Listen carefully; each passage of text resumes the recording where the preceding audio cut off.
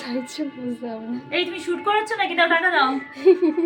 2-3 বছর এই প্রফেশনে কাজ করার পর এইটুকু বুঝেছি যে সবার পছন্দ এক নয়, সবার টেস্ট ভিন্ন, তাই আমাদেরকে তাদের মতো করে সাজিয়ে তোলার দায়িত্ব নিতে হবে। দিনটা ছিল 17th নভেম্বর। আমি আর আমার অ্যাসিস্ট্যান্ট, মানে ঘরোয়া অ্যাসিস্ট্যান্ট, বেরিয়ে পড়েছি ব্রাইডের উদ্দেশ্যে। তো এটা ছিল আমার এই সিজনের ফার্স্ট ব্রাইড, আবার লাস্টও বলতে পারো। এরপরে আর সেভাবে কিছু বুকিং নেই, আবার আছে পরের সিজনে। তো এখানে আমরা রিং লাইট আর ট্রলি নিয়ে বেরিয়ে পড়েছি। লোকেশনটা ভীষণই কাছাকাছি ছিল। আমার বাড়ি হচ্ছে জেমস লংয়ে, আর লোকেশন ছিল পর্ণশ্রী। কেন জানি না আমি কী মাথায় ভূত চেপেছিল, এইটুকু লোকেশানেও আমি উবের করে গেছিলাম 200 টাকা খরচ করে। ভেবেছিলাম ব্রাইডের বাড়ি খুব তাড়াতাড়ি পৌঁছে যাব, খুব তাড়াতাড়ি কাজ শুরু করতে পারবো। কিন্তু এই ধারণা যে আমার একদমই ভুল ছিল, সেটা ব্রাইডের বাড়ি গিয়ে আমি বুঝতে পারলাম। কারণ ব্রাইড আমাকে টাইম দিয়েছিল প্রথমে 12টা, তারপরে ফোন করে বললো যে একটু লেট হবে, 12:30টায় এসো তুমি। আমি বলছিলাম যে একটাই আসবো, ব্রাইড বললো না না 12:30টায় হয়ে যাবে। তো আমি যখন ওখানে পৌঁছালাম দেখলাম ব্রাইডের হলদি চলছে, ব্রাইড তো রেডি নেই একদমই। তো তারপর ব্রাইডের রেডি হয়ে আস্তে আস্তে মোটামুটি বেঁচে গেছিলো 1:45। তো এখনও আমি গাড়িতেই আছি। এত কথাগুলো আগে আগে বলে দিচ্ছি, তার কারণ ব্রাইডকে সাজানোর সময় বেশি ক্লিপস আর তোমাদের সাথে শেয়ার করতে পারিনি, কারণ বেশি ক্লিপস তোলাই হয়নি। তো এই যে যাচ্ছি লোকেশানে, কিন্তু উবের ড্রাইভার কাকু আমাদের কিন্তু অনেকটা আগের লোকেশনে নামিয়ে দিয়েছিলো। একে তো এতটা খরচ করে গাড়ি ভাড়া দিয়ে যেতে হয়েছে, তারপর আবার এতটা আগে কেন নামিয়ে দিল। আর এখানে আমাকে একজন সি অফ করতে এসেছিলো লোকেশনটা চিনিয়ে দেওয়ার জন্য। তো তারপর ওকে টাটা করে আমি চলে যাচ্ছি আমার ব্রাইডের কাছে। যেতে যেতে হঠাৎ দাঁড়িয়ে পড়লাম কেন, তখন দেখি ব্রাইড ওখানে ফটোশ্যুট করছে। আমি বুঝতে পারছি না এগোবো না পিছোবো। আর ওখানে সবাই বলাবলি করছিল যে মেকআপ আর্টিস্ট এসে গেছে। আমার হাতে ট্রলি আর রিং লাইটগুলো দেখে ওরা বুঝে গেছে আমি মেকআপ আর্টিস্ট।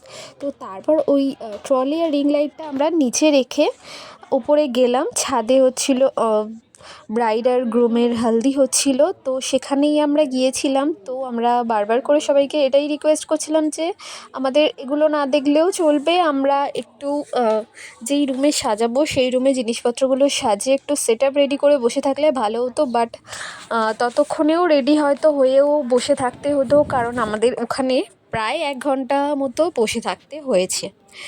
তো আমরা যখন গেছি তোমাদের টাইম দেখিয়ে দেব আমরা কখন ছাদের ওপর আর কি উঠেছি। তো এটা দেখতে পাচ্ছ, এটা হচ্ছে ছাদ। তো এখানে আর কি বিয়ের ডেকোরেশনটা তৈরি করা হচ্ছিলো, আর ব্রাইড ওখানে হলদি লুকে বসে আছে জুয়েলারি পরে। আর টাইমটা তোমরা দেখে নাও আমরা কটার সময় গিয়েছিলাম, তখন বাজে 12:36। আর ব্রাইড আমার কাছে স্নান টান করে যখন এসেছিলো তখন অলরেডি 1:45। আর ব্রাইডের গোধূলি লগ্নে বিয়ে ছিল। তো এরকম একটা পরিস্থিতিতে আমাদেরকে মেকআপটা করতে হয়েছে। আমি প্রথম থেকেই বলে দিয়েছিলাম যে 3 থেকে 4 ঘন্টা মেকআপ করতে লাগে ব্রাইডের। তো সেইভাবেই হচ্ছিলো। এদিকে দেখো গ্রুমের হলদি চলছে। এত অবধি সব মোটামুটি ঠিকই ছিল। ভাবছিলাম যে কোনোভাবে যদি তাড়াতাড়ি হয়ে যায় আমরা ম্যানেজ করে মেকআপটা সুন্দর করে নিতে পারবো। আর হ্যাঁ, আজকের মেকআপ লুকের যা যা চয়েস ছিল, হেয়ারস্টাইল থেকে শুরু করে আই মেকআপ, বেস মেকআপ, সমস্তটাই কিন্তু ব্রাইডের পছন্দ অনুযায়ী করা হয়েছে। আর এই ব্রাইড কিন্তু আমাকে বুক করেছিল বিয়ের প্রায় 15 থেকে 20 দিন আগে। তো বেশি দিন আগে বুকিং নয় এটা। আর সেইভাবে কিছু বিয়ের ব্যাপারে, বিয়ের কী লুকস হবে কি না হবে সেই ব্যাপারে কিছু আলোচনা করা হয়নি। প্রথমে ব্রাইডকে দেখে, মানে ব্রাইডের অ্যাকাউন্টটা দেখে আমি ভেবেছিলাম এটা একটা ফেক অ্যাকাউন্ট। বাট পরে যখন ব্রাইড আমার সাথে কথা বললো তখন বুঝলাম যে না, ইনি সত্যিকারেই একজন কেউ হবেন। তো তারপর দেখো মেকআপে বসে পড়েছি। মেকআপের বেশি ক্লিপস তোমাদের সাথে শেয়ার করতে পারিনি, যেটুকু পেরেছি শেয়ার করেছি। আর দিদি বারণই করেছিল যে প্রথমের দিকের মেকআপ না করা অবস্থায় বেশি যেন ভিডিও না করা হয়। তো যতটা পেরেছি তোমাদের সাথে শেয়ার করেছি। এখানে ফার্স্টের দিকের আই মেকআপটা আমি এরকম করেছিলাম, বাট একটু অপছন্দ হয়েছিল দিদি, তারপর আমি আই মেকআপটা চেঞ্জ করে দিয়েছি। তো আমার মনে হয়েছিল যে এই শাড়ির সাথে এই সিম্পল সোবার একটা আই মেকআপ খুব সুন্দর যেত।